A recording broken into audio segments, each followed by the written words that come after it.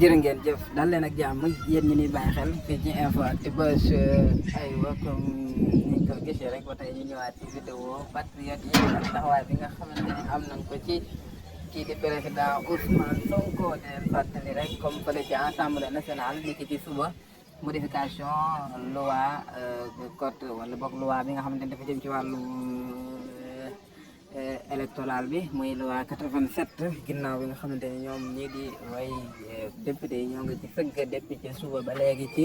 lu soxal loi boobee nga xamante ni day may ci di njiitu réew mi nekk loi boo xamante ni day may ci di njiitu réew mi muy président Macky Sall doole boo xamante ni daal li nga xamante ni mooy la assemblée bi amoon sañ-sañ bu ci ëpp day tege ci kawam loolee bokk na ci tas assemblée bi saa boo xamante ni rek neex na ko moom ci di président Macky Sall ginnaaw nit ko gisee nag député yi am ñenn ku mel ni sëñ Abdou Mbacke Bara doon li mu xam ne ni bu voté boobee la loi kat ndax gisu ci li nga xamante ni moom moo di boppam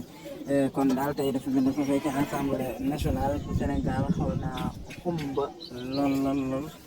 ngir noonu nga xamante ni ñoom ko gisee